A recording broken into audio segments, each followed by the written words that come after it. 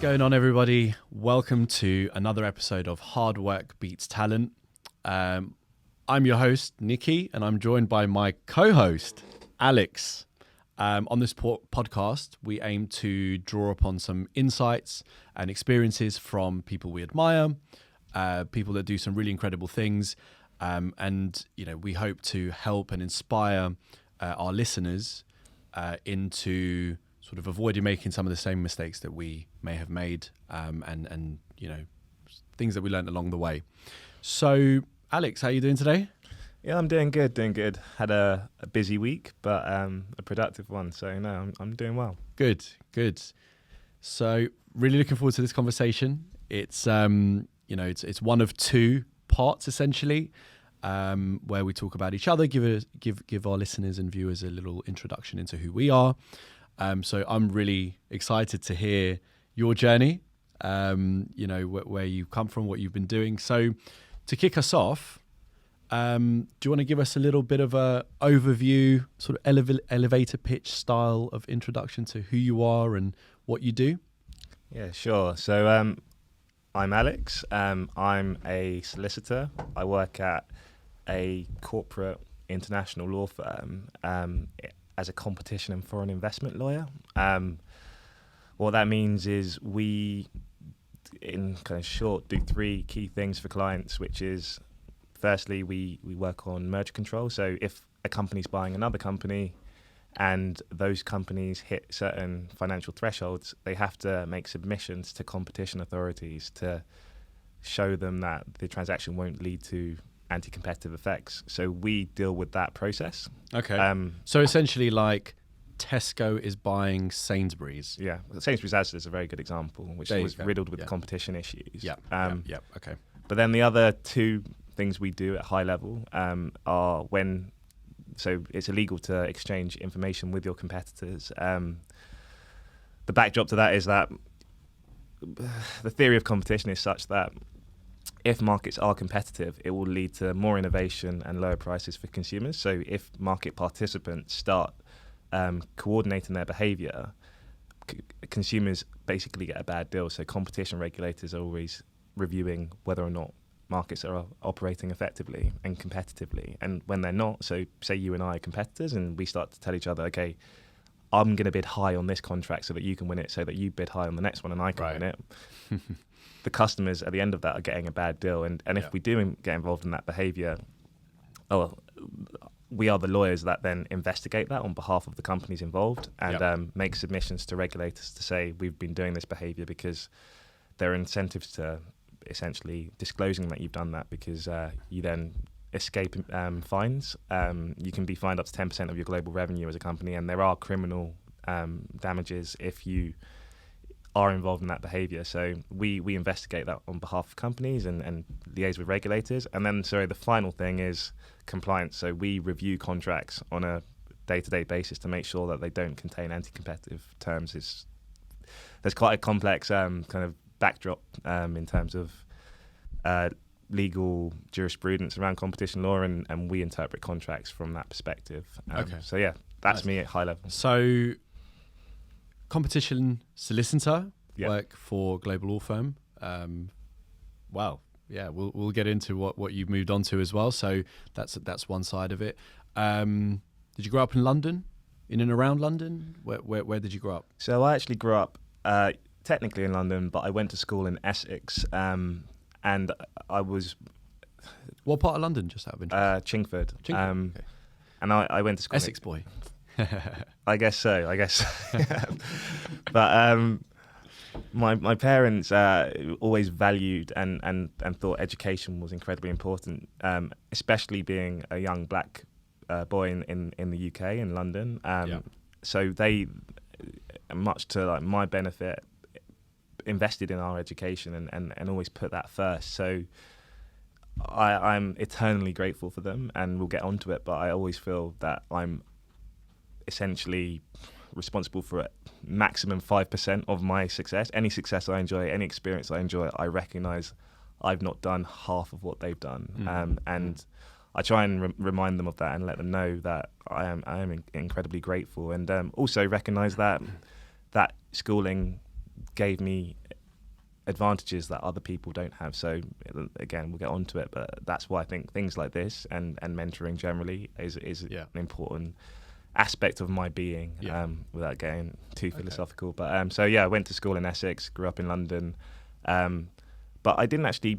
I got to know London, I'd say, more after graduating than when I grew up. From university? Exactly. Okay. But grew up in London and worked hard and Here we are today. Yeah. Nice. Okay. No, that sounds good. Siblings? I know you've got some siblings. Do you want to maybe give our viewers and listeners a bit of a background of your high level sort of family structure, just so they understand where you fit into that hierarchy as well? So I'm a middle child. Some might say I have middle child syndrome. Got an older sister. She's a teacher, and a younger brother who's currently at university studying politics and French. My sister and I have about a 3-year age gap, and then my brother and I have a 9-year age gap, so a bit bigger. Oh wow, okay, similar, to myself and my brother then. Oh, right. So, but I guess just a bit slightly younger, Like my sister and I were very close growing up. She actually now lives outside of London, but I keep in touch with her, and she's got 2 beautiful daughters who I'm very proud of. Uncle Alex. Yeah. I think it was good having an older sibling because that kind of set the marker in terms of what I should be doing. I didn't really know much about university until my sister went. I didn't really know much about GCSEs, but then I saw she went through that and thought, okay, that seems like quite an important thing. I need to make sure that I prepare myself adequately for it. Yeah, absolutely. And then with having a younger brother, I try and help him as much as I possibly can. In fact, he'll probably listen to these and think, I hear this every day because I'm just trying to help him as best as I can. Yeah. Because I recognize the importance and value of that. Like, certain people have been influential in my life and have changed my life at pivotal moments, and have kind of enabled me to think, okay, like I said, GCSEs are important. Taking those seriously at the time has changed my life for the better. So I try and help him as much as I can based on what I know, so that he doesn't have to learn from mistakes in the same way that I did. Nice. And that sounds good. And certainly of what I know about you, we've known each other for a number of years now, and you're certainly a man of character and integrity, and as your sister sort of helped you develop and grow in your youth, I'm sure you're doing exactly the same, paying it forward with your brother, which is awesome. So you mentioned you are a competition solicitor, so we can move on to talking a bit about that. Now, our viewers and listeners will they will see in these two parts of these episodes, the differences between being an in-house solicitor like myself and a private practice solicitor such as yourself. So do you want to explain to our listeners in a bit more detail? Well, I think first of all, do you want to describe why you chose to go into private practice and remain in private practice as opposed to in-house? I think it'll be good to get an understanding of the difference in mindsets maybe, or perspectives. And then also, get into a bit more detail about what your day-to-day looks like. So, do you want to give us a bit of that detail? Absolutely. So I studied law at university, and in my first year, the lecturers said to us what we... Studied straight law, right? Straight LLB. Law, LLB, which we'll get on to. But my lecturers kind of made the 2 career paths quite clear to us in first year, and the more I learned about being a solicitor in a corporate law firm, the more I thought it suited my personality. As opposed to being a barrister, exactly. You mean? Okay, yep.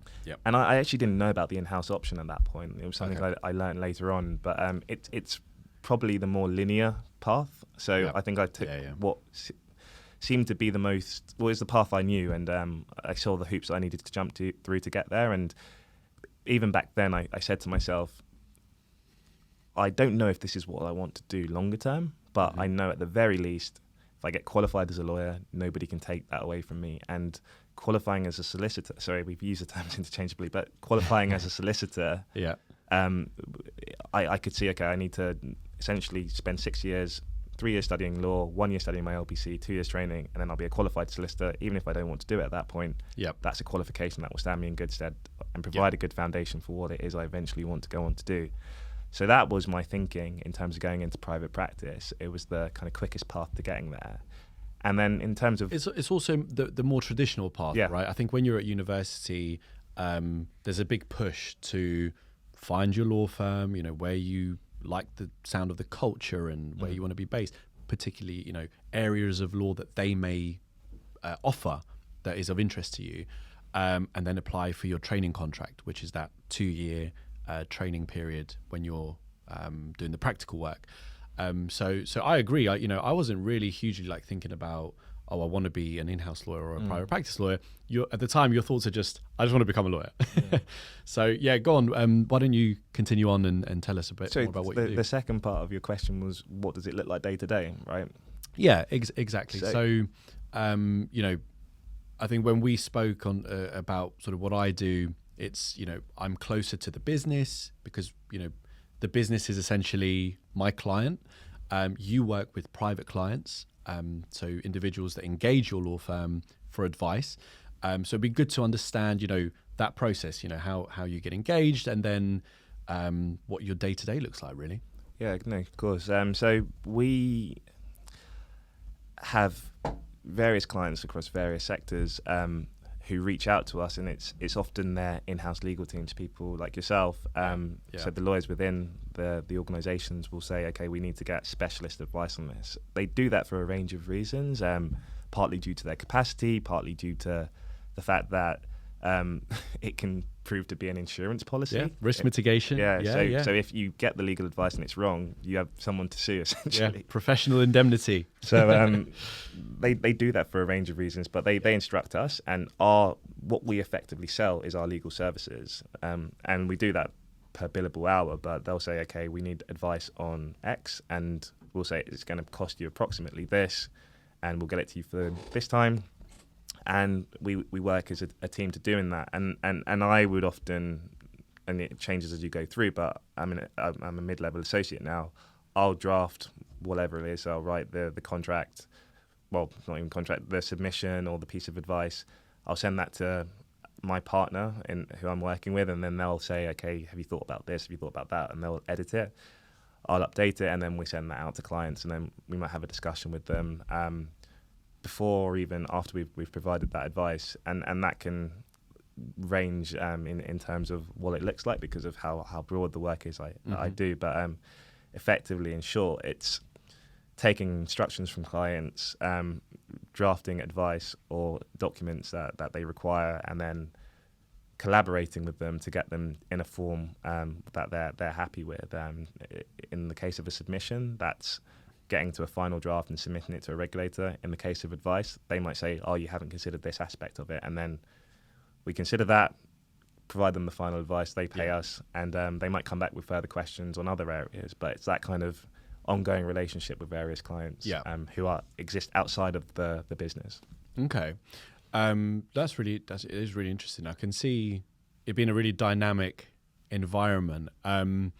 What's the culture like working in a private practice law firm? Just drawing on my own experience, I work with a really sort of diverse group of people. In our team, some people came from private practice and, went into the in-house thing, but, very varied backgrounds. But I also work with, our finance teams, our technical subject matter experts, tax, all of the sales teams. So, that's kind of in-house. We're a lot closer to the business. We work with different teams and departments. What's your take on that side of things? What's the culture like? What type of people do you typically engage with, and work with? Yeah, so law firms are very different business models to kind of other corporate organizations in that, like I described, the lawyers are essentially the products. They are the fee earners, and what they produce from a kind of intellectual perspective is what is being sold. Yeah. So they're very hierarchical models where lawyers are we're treated very well within our organisation because effectively the better we can do our jobs, the better the organisation performs. Yeah.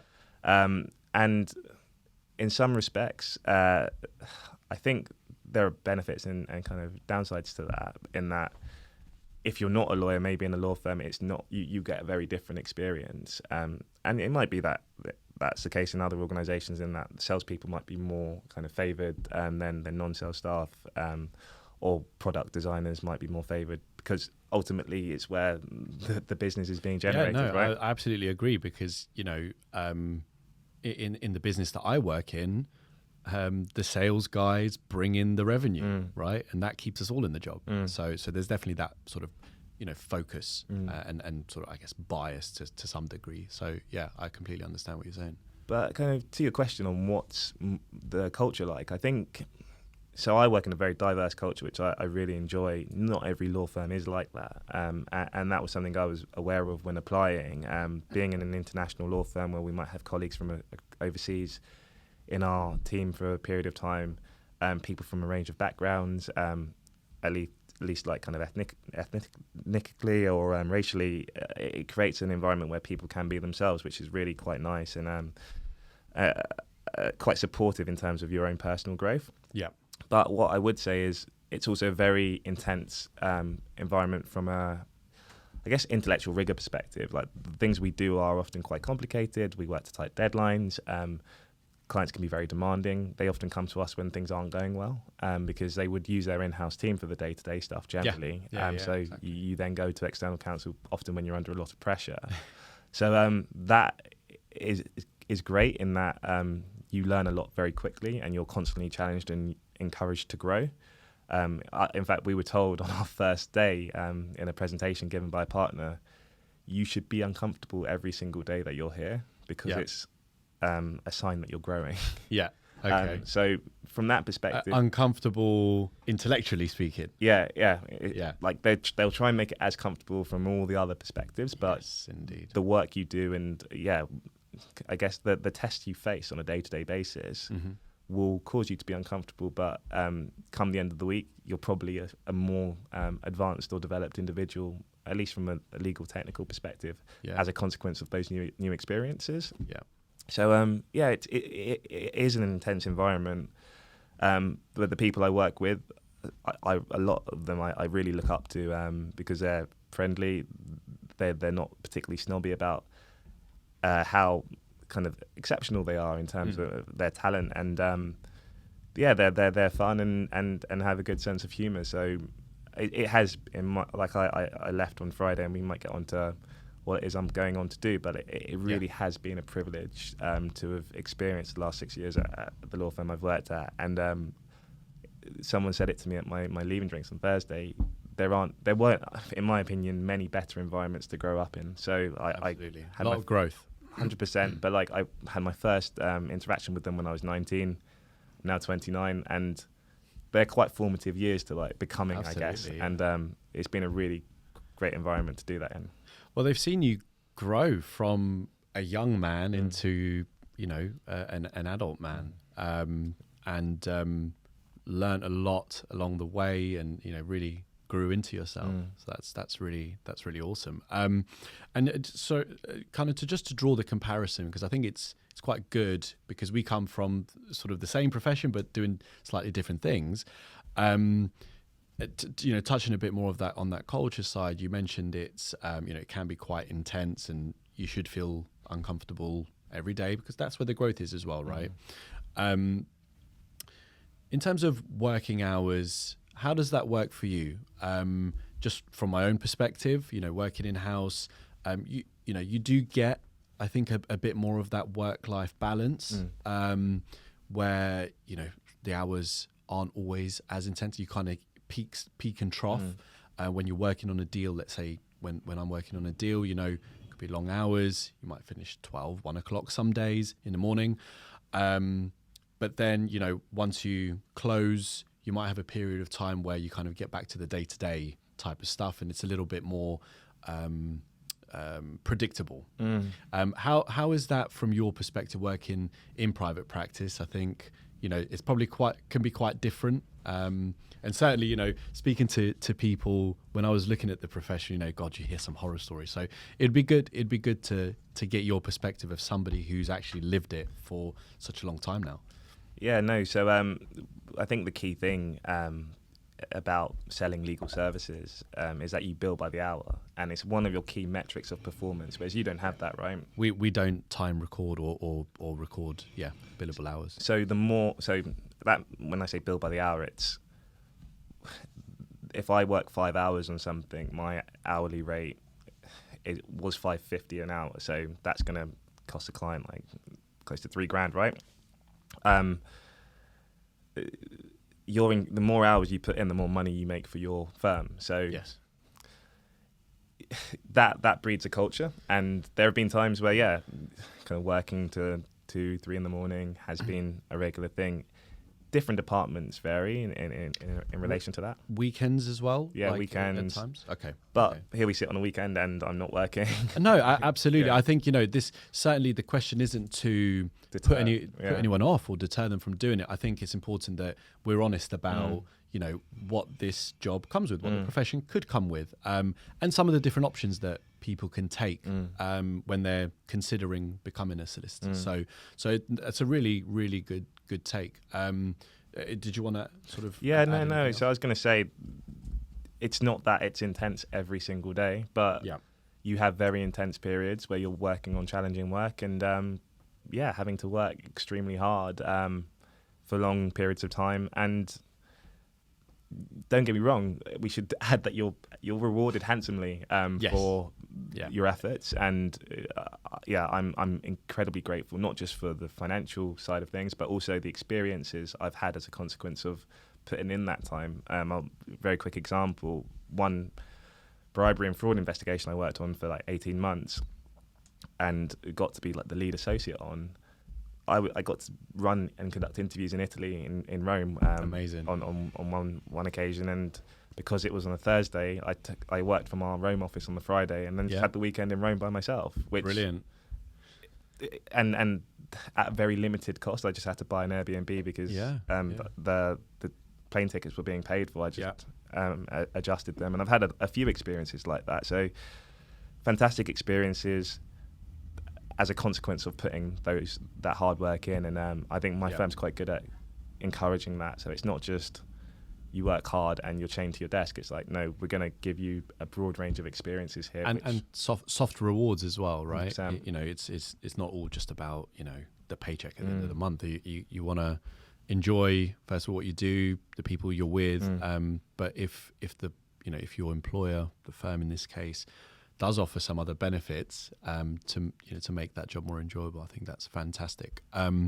Talking about sort of being given the opportunity to experience new and different things, I know that you worked abroad as well with your firm.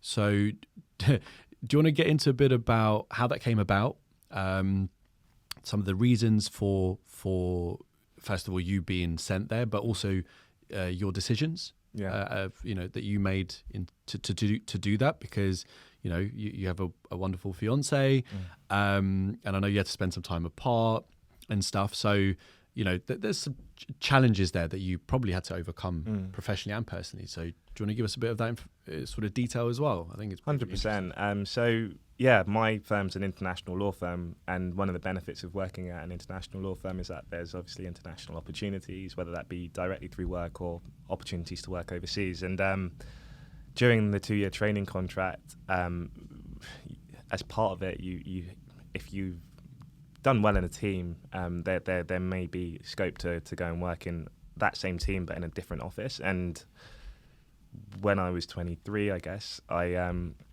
didn't really think too much about it, but a lot of people had been saying that Hong Kong was a fantastic place to spend 3 months, and I kind of came up with a business case as to why that might make sense to go and do competition law work there.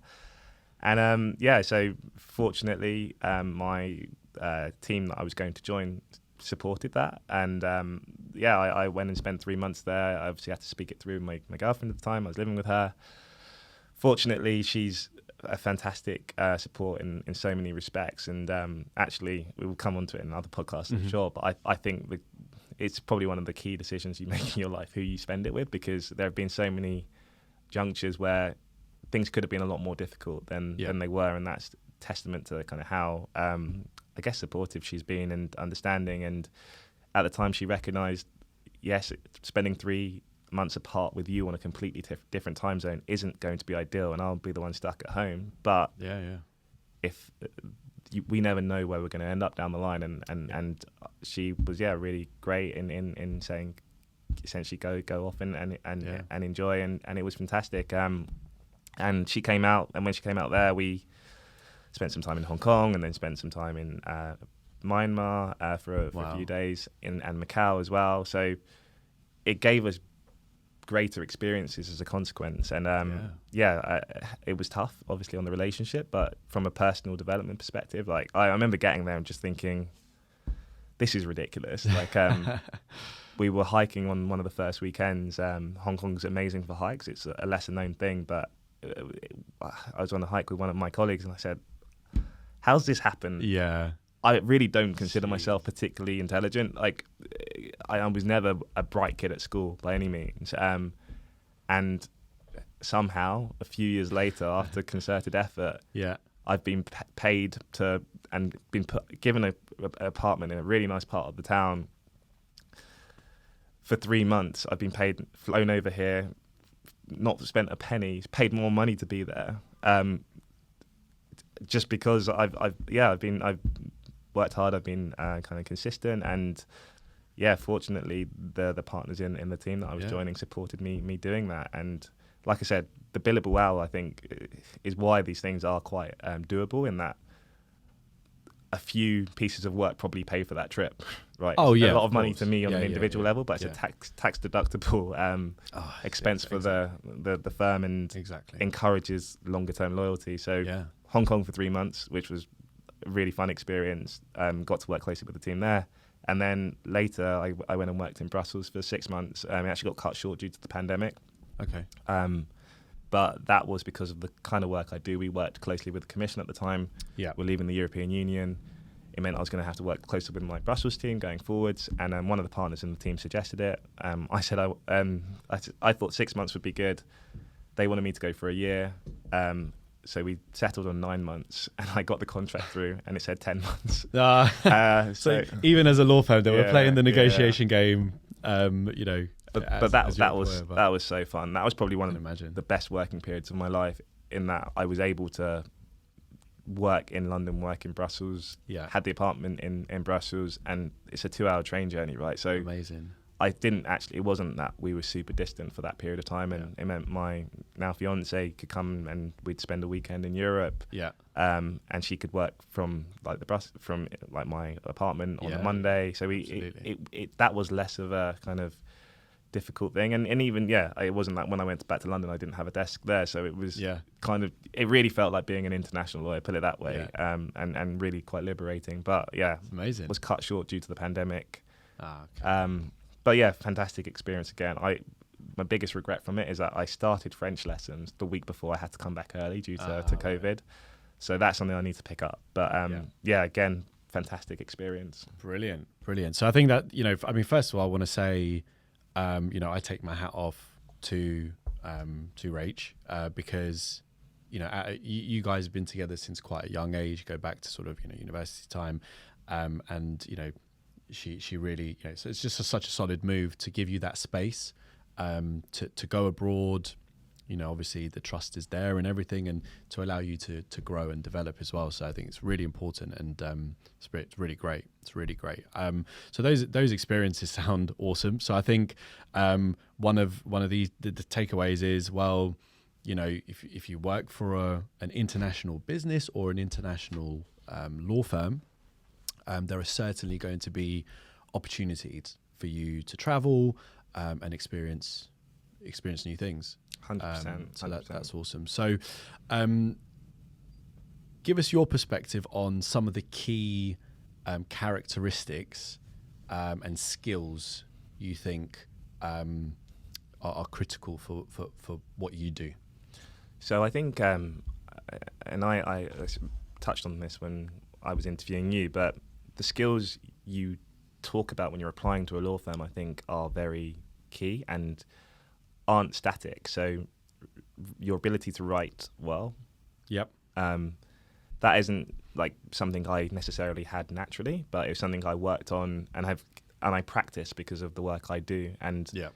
I have people who are excellent writers reviewing my work every day. So naturally, I get better and better through my work. So being able to write, and it's the reason why people who do English, history, philosophy often end up going into the legal routes, because they're practicing that skill from an early age, and it's something that they might enjoy doing. Verbal communication, I think, is obviously quite key. You have to be able to effectively communicate with people that you're working with, or to the client. Teamwork is a very key one. You can be an absolute brain, but if people don't like working with you, you can't build an effective practice. So absolutely, that was something I was really pleased to get consistently, was that I was people considered me a genuine team player, and I think that, again, going way back, comes from having always played football, and seeing that sometimes doing the thing that doesn't give you all the glory is what's best for the ultimate unit, and you can give more through doing that. So I definitely carried transferable skills from my kind of initial youth passions to my work in life, and seeing, I've learned those skills and want to ensure that they exist in the teams that I operate in. So I'd say written communication, verbal communication, teamwork, listening.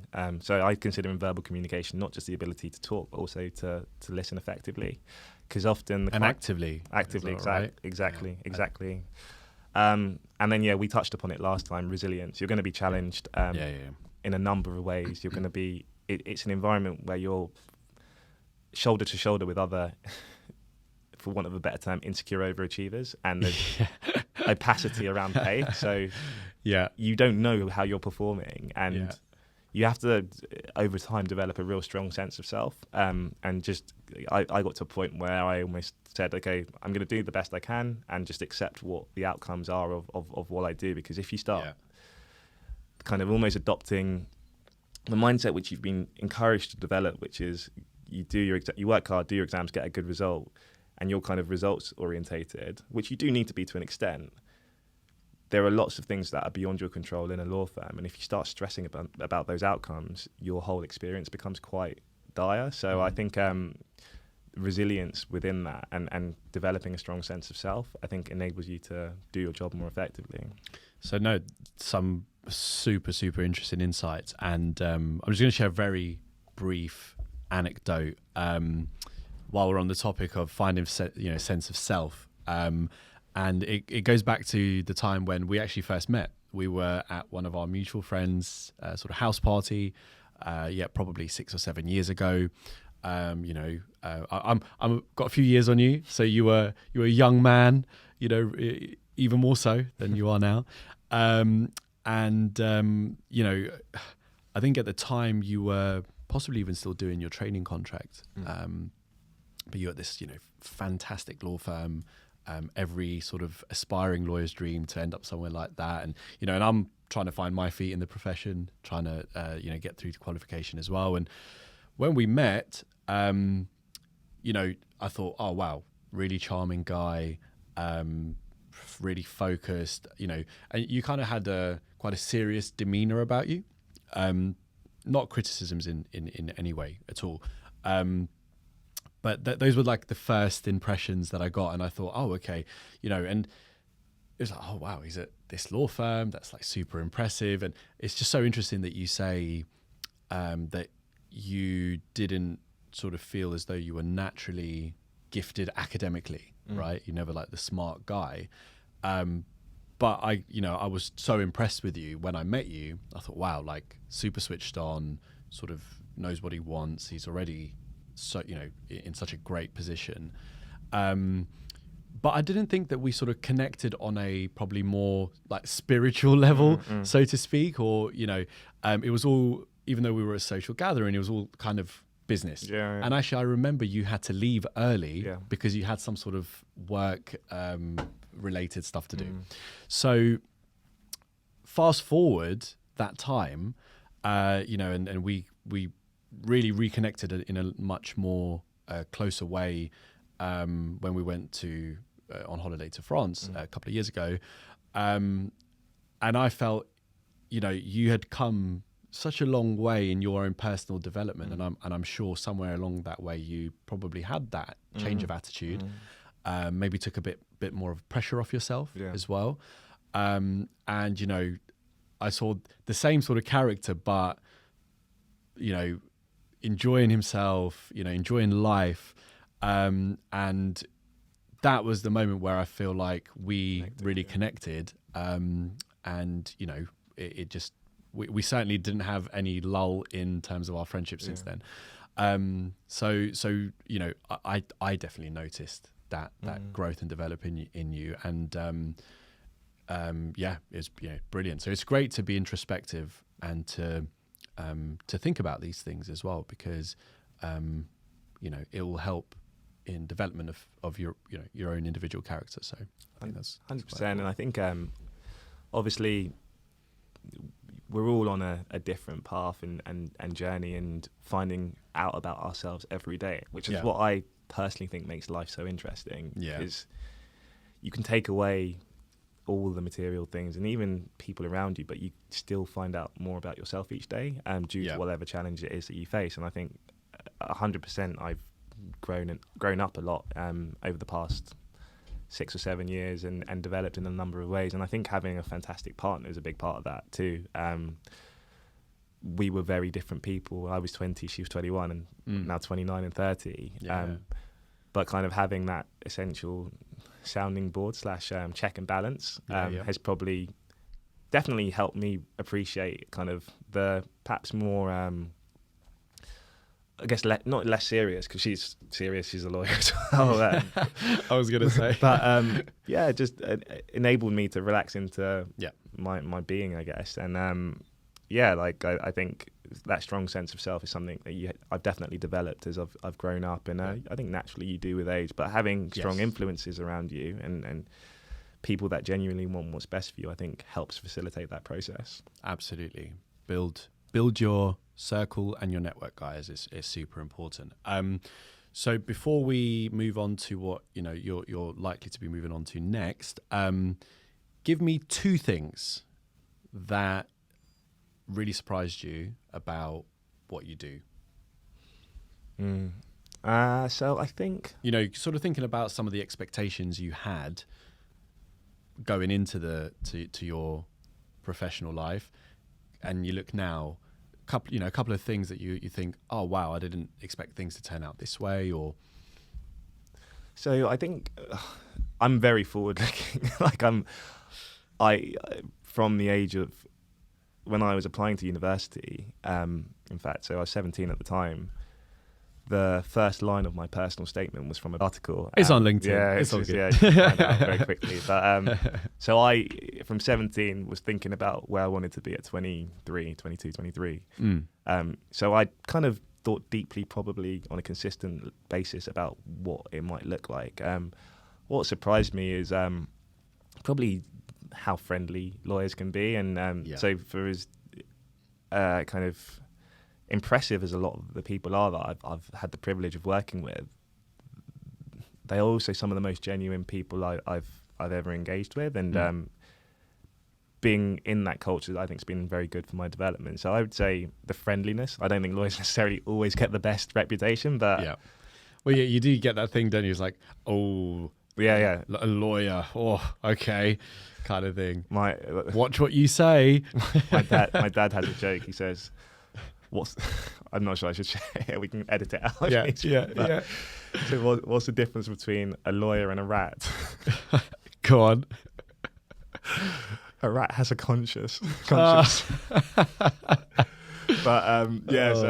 I think lawyers get a bad rap, and I've met some really fantastic people, kind people who give back in abundance. And that's been an amazing thing to realise about the profession. But then some of the experiences I had, like I said, Brussels, I could, if I'd told myself when I was 18, here's how you're going to be living your life in like less than 10 years, I would have been like, you're just talking nonsense. So yeah, I've been continuously surprised. I've been surprised in how much it's enabled me to develop personally as well, taking the skills from what I do and applying them to my personal life, and just seeing, wow, this it's not just a matter of becoming an exceptional lawyer. I think actually probably that's the key one. I grew up thinking if I become a great lawyer, that will be a great life, right? Yeah. And as we'll come on to, I'm going on to something entirely different, and that has required a leap of faith. But through the experiences that I've had, I think that's enabled me to take the confidence in myself and say, look, I've turned my hand to this thing, and I can hopefully turn my hand effectively to something else down the line. So yeah, as some might say, I'm surprised at how much confidence my accomplishments have given me. Yeah. Brilliant. That's really cool. And just really briefly, before we do move on to that the new chapter of your life, essentially, do you want to give just like a couple of tips to our viewers who are thinking about going into the legal profession? Some of the tips that they may want to consider before they embark on that journey? Yeah. So I think once you decide that it's what you want to do, as I hope comes out of both of these episodes, the consistent application to getting there is part of the process. I was rejected from a number of law firms. Every lawyer I know, bar like maybe a couple, have been rejected at some point or another. And that's all a part of the process. You improve your approach through trial and error, as I'm sure we're going to find out with this podcast, right? So don't be too disheartened, and recognize that when you do get a knockback or something hasn't quite gone your way, that in 5 years' time, you will look back and say, oh, that's why that happened. Yeah. And it's all part of your kind of journey to getting to your ultimate destination. So I'd say, yeah, kind of be consistent in your approach to getting into it, and don't be too disheartened. Once you're there, kind of, I'd say, learn the rules of the game, and spend time thinking about that. Big gem. Because there are forces beyond your kind of spheres of influence which are going to shape your ultimate trajectory, and trying to, not without being too disingenuous, but like just trying to be aware of that, asking questions to the right people, asking questions to people who are 10, 15 years deep into it, that can give context to what it is you do day to day. And that goes to before even starting out in the industry.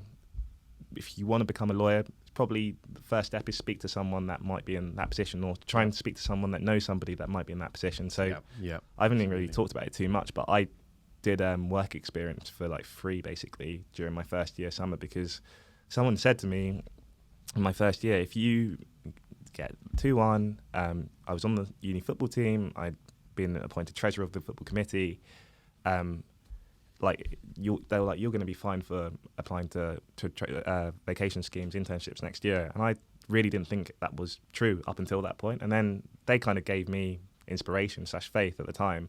And I thought, okay, the other thing I want to do is make sure that I've plenty to talk about on my CV. So I was working at a pub on the weekend, restaurants and bars and stuff, so that I could afford to come into London and do legal work experience at different places. And that, even now when I'm applying to like different jobs and stuff, people comment on the fact, oh, you've been at so many different organizations, and you did that during a time where a lot of people were probably resting on their laurels. So recognizing that sometimes if you want beyond average results, you have to do or put yourself in beyond average situations. And that investment in time has made a massive difference to my life. So I'd say, those things are kind of the key tips I'd take away. Yeah, absolutely agree. I mean, we touched on it on the episode where we spoke about me or interviewed me, and that work experience. If this is something you want to do, anything that you want to do, right? You're going to have to sacrifice some of your own time and give up your time for free. I was just going to say, sorry, on that, because maybe a lot of our listeners will be a bit younger than us, and sorry to interrupt, but just as I remember, time, people don't, I think appreciate how that is our most like valuable asset, right? Yep.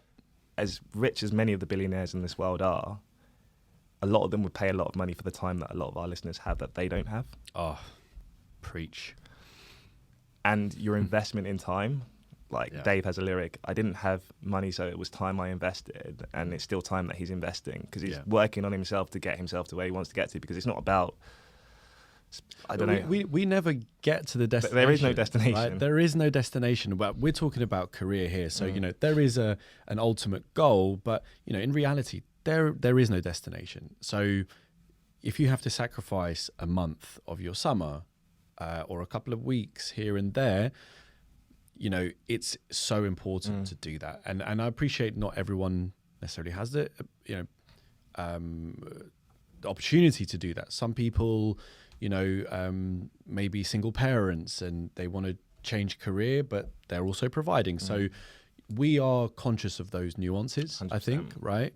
But again, drawing back on my personal experience, with my parents, my mum, and, seeing her go through that and do it, like, it's possible, as in you can do it, not like, oh, it's just like easy. I'm not trying to trivialize it, but what I'm saying is you can do it, so have faith in yourself. And if it needs to be done, if you have an ultimate goal and you want to achieve it, really go out there and do it. And sorry, just to wrap up on the last tip, I think even if my dad would always say, aim for the stars and fall on the clouds. Yeah. Even if you don't get to what you initially thought was where you were trying to get to, you will learn so much more about whatever it is you're going for. Yeah.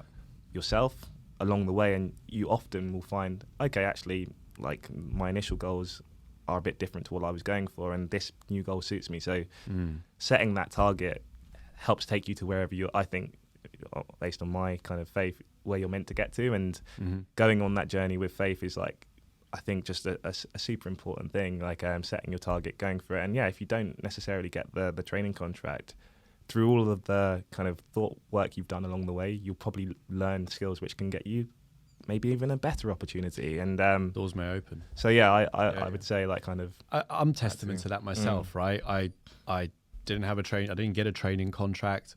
In fact, I was offered one, but the company I was at went bankrupt. So I couldn't do it. So I had to go back to the drawing board and start again. And I found a way to do it. So it is possible. And had you not found that way, you wouldn't be able to share your experiences with a broader crowd. Absolutely. So it all has relevance. Absolutely. So now we did mention that you're moving on to pastures new. Do you want to give us a bit of a synopsis on what sort of led to that decision? And if you'd like to sort of share what it is you're going into, and give us like a brief outlook on what you think it's going to look like, because you haven't started yet. So we're going to do a whole segment on that. So do you want to give us a bit of a take on it? Like I said, I've really enjoyed the experiences, and my initial view on becoming a solicitor was get qualified, and worst case, you've got a good foundation to go on to other things in life. And I assumed back then that would mean an initial thing of, okay, I don't want to become a lawyer, go and do something else. But I've worked there for the last 4 years and really enjoyed it. I had fantastic experiences. Yeah. But during the pandemic, I've kind of reflected a bit more and thought, well, if I'm not 100% sold on the idea of partnership, and I'm not 100% sold on the idea of going in-house, I'm getting to a stage now where it's going to become increasingly difficult to do something else without perhaps bearing the longer it goes on, the more you might have to take a big financial hit to retrain. So kind of in a law firm, with what I do, all paths lead to kind of one of two destinations. And I thought, okay, well, if those two destinations don't work, maybe I can go into, or at least broaden my skill set so that I have more destinations that I can get to. So with that in mind, I started applying to different jobs, even including some in-house, with a view that if I moved in-house, I could then hopefully move to the business side of things. But then, the one that I was really keen on, I'm really glad I managed to get, and I'm effectively going to be going to an investment bank and working in their securitized products group.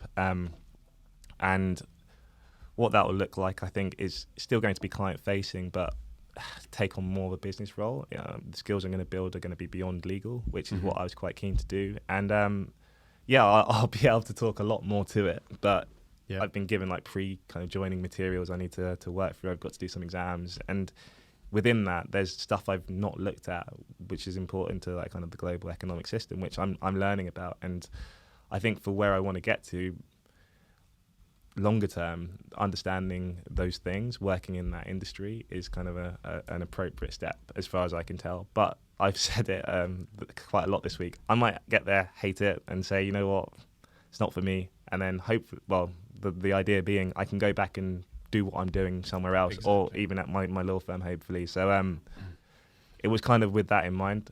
Try something. If I don't like it, I've not lost anything. What are you going to lose, right? By trying, you can only really gain, and you can always go back to being a solicitor. Yeah. So I think it's super impressive. Super awesome, and I wish you all the best with it. Thank you. I hope it works out really well for you, man. So what I want to get into is the weeds and into the flowers. That is your sort of your journey through your younger days, understanding a bit more about your family, your upbringing. Tell me a bit more about your parents and their journey. Maybe even before you, where they came from, and that type of thing. Yeah. So my dad was born in Jamaica and lived there, I think, until about 10 or 11, but wasn't particularly privileged at all. I think he tells me stories about not wearing shoes to school. And his dad came over as part of the Windrush generation. Okay. And he came over first, and I think had 7 children at the time, and his wife in Jamaica, and he sent for each of them. They all came over, and then they had 4 more children. So he was the sole breadwinner. He was a builder. I actually didn't meet him, but my dad tells me lots of stories about him. He had a very good relationship with him. He would apparently put on his suit and go up to the city of London to his building job, and like would kind of tell my dad that was important. But so they grew up my dad came over at 11, grew up in the UK. School at that time was obviously a very different experience. He's told me about essentially being I can imagine, yeah. racially abused by teachers. They had children waiting at the end of the school day to essentially beat him and his friends up, just because they were different. But despite all of that, he kind of went on his own journey, and he became a teacher because he said he didn't see any black teachers at the time, and wanted to kind of rectify that, be a role model. And so he's a teacher. My mum's worked in law firms as a cashier, and she was a general manager at an immigration law firm. Wow. In Peckham. But yeah, so they've kind of had a very different experience to me, but they valued education, and were kind of key to my development and growth. I have a very good relationship with them. I will be eternally grateful to them because of how much they've sacrificed to give me and my siblings the opportunities that they've given us. But yeah, they had very different experiences growing up, despite the challenges. Have put 3 children through private schools, and my brother's at university now, so hopefully it'll be 3 children through private schools, 3 children through universities. I respect them more than anyone, and I said to them the other day, like, if we do pick our parents, I really can understand why I picked you guys, because they've been amazing, and continue to be even to this day. Like, they're fantastic supports, and I can still pick up the phone to them, and I know, like, it feels like a superpower, but in any situation, regardless of what I have, what I do, I know that their love and support is there for me, and that I don't underestimate the value of, and I hope to pass on one day for children of my own, and even other individuals that I interact with, because I think that's kind of a big point of it all, like just being able to positively influence people, and I recognise the value of their positive influence on me. Yeah, no, that's incredible, man. I mean, when you talk about your parents, I sense that element of passion and real respect and love for them. It's a really beautiful thing, and I hope to meet them sometime soon, because I've heard some yeah, absolutely. We'll definitely get our parents on, and I've heard so many wonderful things about them. They certainly did an amazing job with you, so I'm really looking forward to meeting them at some point. And so you know, given the background, well, their background, where they came from, you know, they did, you know, such an amazing job to then send you guys through private school. That was private secondary school?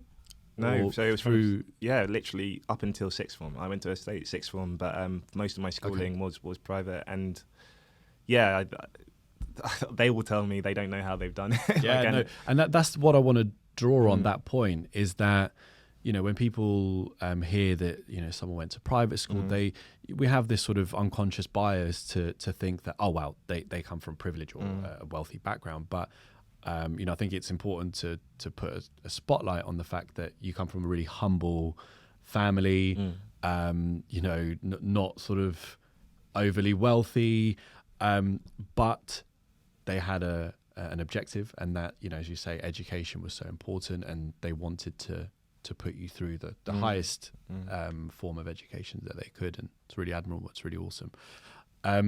How did you find your sort of your time at school? Because, you know, I went to a state school. I had a particular type of experience there. What was your experience like in school? Particularly, you know, I mean, going to private school, you know, you're a young black lad as well, and you know, in Essex, you know, it could be a little bit wild, but like, what was your experience like? So actually, it was incredibly, overwhelmingly positive. There were obviously incidents at times, but I think, at least for most, well, my experience is all I can talk to, but sport was kind of the great leveler. Okay. Fortunately, I was like kind of athletically able, but if you were good at sport, you would gain the respect of your peers. Yeah. So that meant I never had a problem like kind of with friends, and the one thing I would say, not challenging, but I was mindful I was coming from a more modest upbringing, and some kids' families were just ridiculously wealthy, which was a good thing in that I think a lot of the dreams we have, you have to first like see what is there. So like kind of I've got friends who similarly came from very humble beginnings, but their work ethic as a consequence, because it's like, okay, humble beginnings, but I've seen what, like, one of my friends, like, he's literally hung out with sheikhs and stuff, but doesn't, like, lives in a small place with his mum, and it's like, okay, well, I know what life can be, and I'm going to, like, do everything in my power to get there. And when you have good principles and stuff, like, it's a really powerful combination, I think. But yeah, some of the kids' families were really, really rich. I was acutely aware of the fact that it did sometimes feel a bit like this could all end quite quickly. And there was that, not nervousness, but kind of just, it wasn't like I was just swanning. I didn't feel like I was swanning through life, even though relatively speaking, probably to society, I was definitely, because obviously it's fantastically privileged. But my experience was really positive. I wasn't academic, as I said. I was very much an average student. There were the kind of Oxbridge crowd who were pushed and looked after, and not that we weren't, but we got a very good education. We were encouraged. We were told, that kind of by virtue of you being here, you're like, you pass the exams, and like you should be doing well in life. So I think that encouragement was really good and gives you that kind of confidence. So that, coupled with what my parents gave me in terms of love and support and sacrifice, I think again is fundamental to my character today. So I've heard the horror stories. I think I'm very fortunate to have avoided a lot of them. But I had that to compare to my sixth form, which I really enjoyed, and I've got really good friends from. But going to sixth form made me look at the last like kind of 15 years and think, wow, I've been so fortunate and so privileged. So I think the perspective was really helpful in terms of realising that what I had wasn't that usual. Yeah. That's awesome, man. That's awesome. And I think, you know, irrespective of where you go to school, whether it's state school, private school, you know, academy, you can take a lot of positives out of it. You know, you the type, you know, different types of people that you're going to come across, different backgrounds, you know, socially, economically, all of that stuff. You will learn to be around different types of people, whether they're wealthy or not so wealthy, right? So no, it's awesome. It's great to hear you had a positive experience. Now you obviously talk, very, very highly of your parents, but just on that, I mean, growing up, who and what were some of the key influences in your life that you feel contributed to getting you to where you are today? So yeah, I've touched on some of them. I think obviously my parents, my dad, my mum, watching them consistently work. I've recently thought about the fact that we as children exist in the pre-verbal state. I think there was a quote I read the other day: if you want to know what you believe, watch how you behave, because that will tell you everything. I could say to myself, I want to have a great body by the end of this year, but if I'm not going to the gym every day or 3 times a week, which is my current target, like, I really don't want that. Like, and I think the actions of individuals tell you a lot more than their words do. And watching your parents when you can't necessarily understand what they're telling you is quite key to determining what you then adopt, like through your mirroring of them. So they are the kind of 2 key ones. I wanted to become a footballer, so like I didn't have kind of key academic influences per se, and I'm fortunate again in that my parents didn't push me down one particular path. They took me to football every week when I wanted to do that. But as soon as I said I want to be a lawyer, they're like, fine, you go for that. But as I've gotten older, I've got probably more mentors in a professional capacity. But growing up, again, feel incredibly lucky. But they were, I believe, enough in terms of teaching me the right kind of morals and ethics and ways of going about life. And I'm sure we'll come on to it, but they're the principles they taught me, I think, stood me in good stead.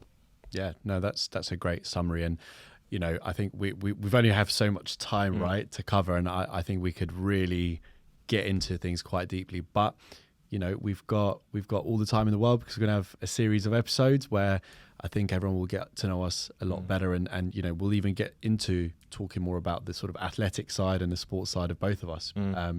Yourself, you did football. I did my boxing back in the day as well.